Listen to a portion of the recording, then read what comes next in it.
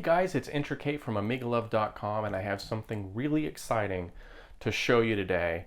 I finally got my Rejuvenator board working on an Amiga 1000. Some of you already know that I've been on this mission for the past couple of months to hunt down the original creator, Greg Tibbs, and the original folks that owned Expert Services, the firm that actually created the boards back in 1990 and 1991, to get permission to recreate the Rejuvenator for the Amiga 1000 community.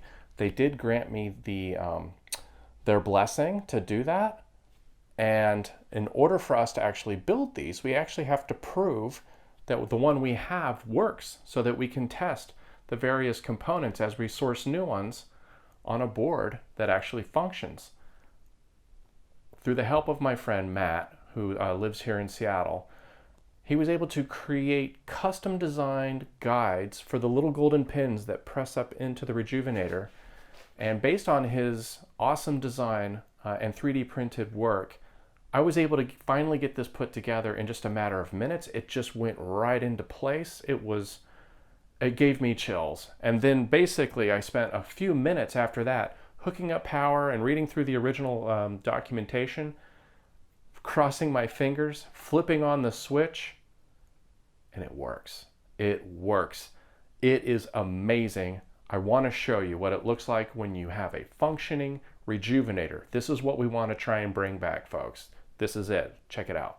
All right, guys, so this is the seated Rejuvenator on top of the original Amiga 1000 motherboard, perfectly in place. You'll notice it sits way lower than the original daughter board.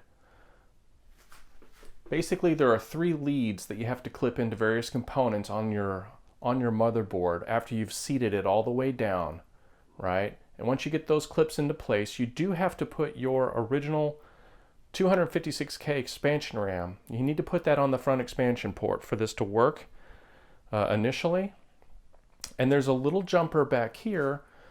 It's J100. It controls if the kickstart ROM is what's going to boot the machine, or your floppy drive is going to boot the machine on first load, right? So you can actually create a custom switch for that if you want to go back and forth between the two. But regardless, even if you have your kickstart ROM as the primary, you can always put a disk in here. This still works like a normal Amiga would. You can put a disk in there and load anything you want in there. All right, but I wanted to show you guys what this looks like. And I think if you're an Amiga 500 user, you're probably going to look at this and bust out a yawn potentially, because this is what you're used to. But for Amiga 1000 people, this is really, really cool stuff. So I'm going to go ahead and turn it on. Let me get my monitor. Get this in here.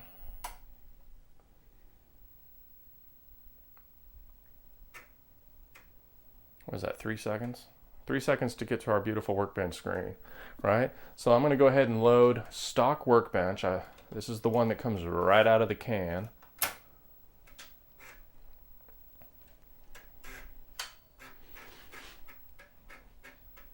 Now, my RAM's going to look a little bonkers. Underneath my CPU, my 68000, I've got a MKL 8 megabyte RAM board. So it's not going to look like a normal 1.5 meg, because I have the 1 meg Agnes in here right now. It's not going to look like a 1.5 meg Amiga. It's going to look like an almost 10 meg Amiga. Pretend 8 megs of this doesn't exist, but it does. I can't recommend the MKL RAM board more highly. It's extremely affordable, and it gives you just all the, for me, it gives me all the RAM I'll ever need from a fast RAM perspective. Just to recap though, this is the 1 meg Agnes, the kind that you might find in Amiga 500, but the Rejuvenator can handle a 2 meg Agnes with 2 megs of chip RAM. So if you can find that Agnes, it's rather rare. It's the kind that came out of the Amiga 3000. I actually have one. I'm lucky enough to have one in my pile. And I do plan on putting it in here soon, just because I'm greedy and I can't help myself. But if you do put that in there, you can even upgrade your Paula and your Denise chips to be ECS level. These are my original stock 1000 chips, but you can pop those in there to go basically treat this thing almost like an Amiga 2000. It's kind of amazing when you think about it. All right. So the next thing I want to do is I want to show you guys. I know some people get upset with this, but this is all we have. So at least it's a benchmark to compare it against everything else, even if it's not perfect, right? So let's check out sysinfo really quick. In this rejuvenated Amiga 1000.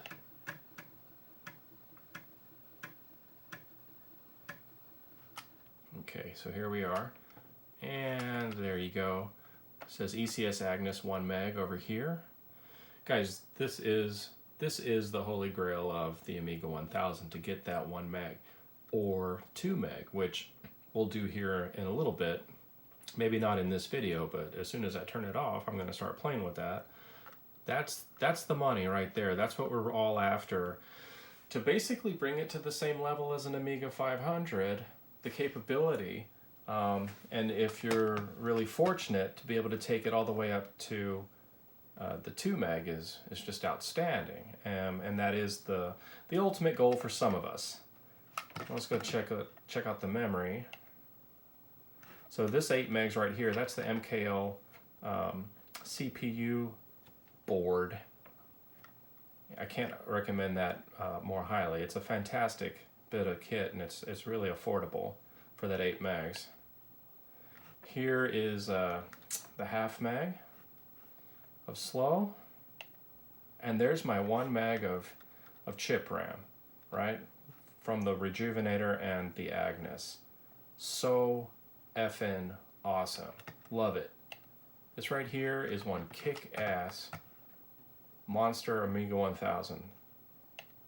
And that's what the Rejuvenator is all about, and that's why we're working so hard to try and bring this back to the market, see if we can find a way.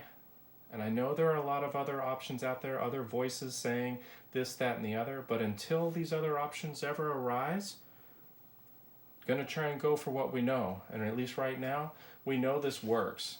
And so we're gonna try and do it, and over time, once the files, if we get that far, fingers crossed, will be released to the public, and we can continue to open source this through Creative Commons license and let other people continue to improve upon this design.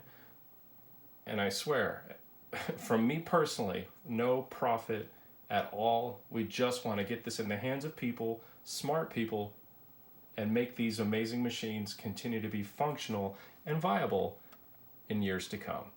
Okay guys, so this is just a really quick demo of the whole reason why we're here. Why are we even trying to do this? Because some games, some demos, some software requires 1 megabit of chip RAM, 1 megabyte of chip RAM, or higher for it to even perform. That's why we're here. There's an entire library of amazing software out there that now we can hit with the Rejuvenator, even at its most baseline 1 megabyte of chip RAM. That's the whole point of this. Now, what you're seeing right now is PAL mode, because the Rejuvenator can flip any machine between NTSC and PAL mode as well. That's another added perk from a hardware level. And so I don't have an accelerator in my machine, but I do. So it does take a little extra time for it to load some of these demos, but when it does, guys, this is why we're here.